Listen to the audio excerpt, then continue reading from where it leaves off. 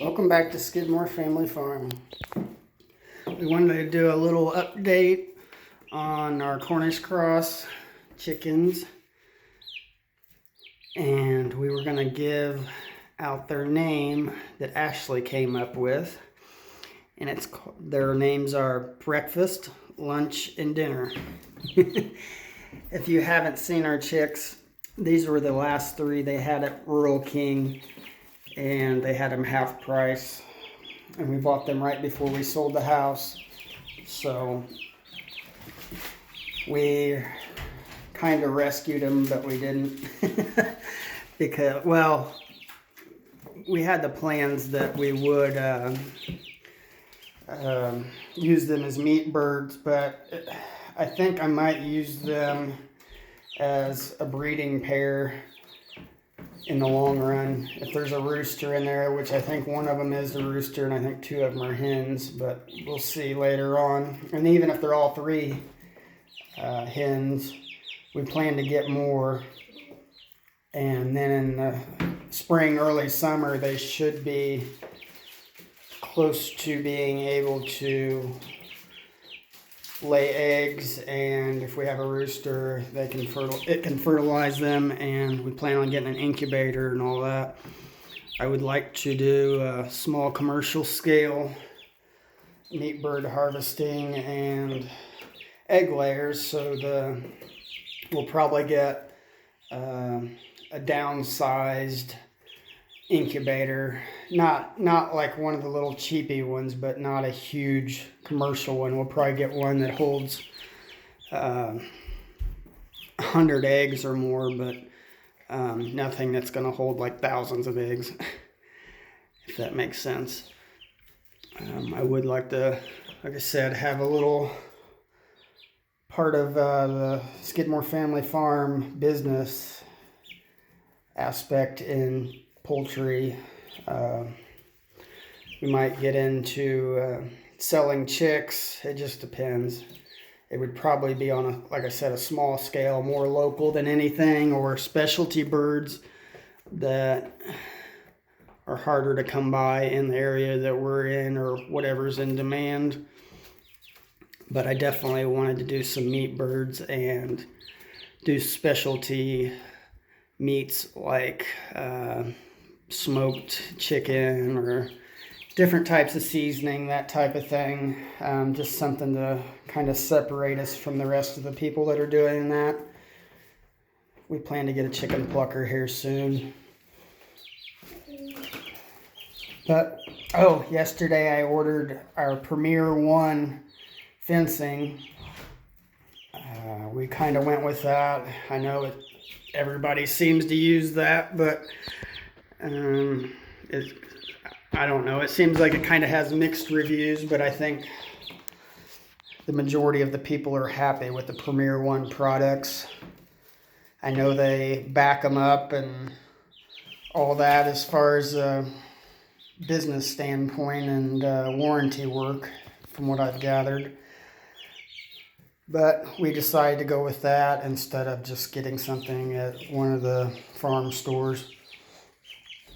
But I bought enough to make, if we did like a square area for the chickens to run outside of the chicken tractor, it would be 164 by 164. It was the largest the largest length of poultry netting that we could get, and then we got the plug-in / battery, either or, electrifier for the fence, or whatever you want to call it, the part that puts the juice to the fence. So when that gets delivered, we'll be able to let the chickens out and hopefully keep predators out, at least land predators, which would be like raccoons, coyotes, stray dogs, that type of thing. But that's what's going on, and we're in Indiana right now. These are at my parents' house. I just bought this little feeder yesterday because they kept dumping the buckets over, and I hung it up with a coat hanger. I don't know if you can see it. Yeah, there you go. Lighting's a little bright in here.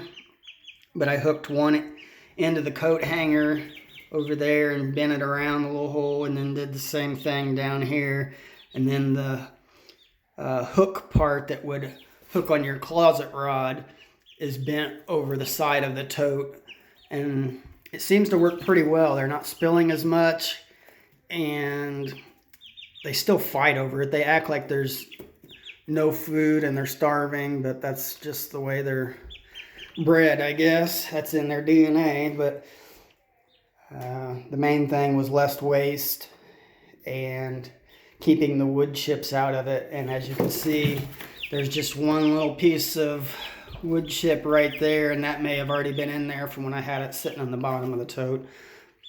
But typically I could fill that up and sit it in there and sit it on the bottom, and in 20 minutes it was full of wood chips, and they're scratching on the bottom of the tote like there's no food in there. So this will keep the pen cleaner, less waste, and hopefully they will eat more consistently and grow faster than if it's getting spilled everywhere. But that's our Sunday update. I can't think of anything else. I'm headed back to Kentucky here in the next day or so, and I'll get that plywood decking on the cabin and start building the walls.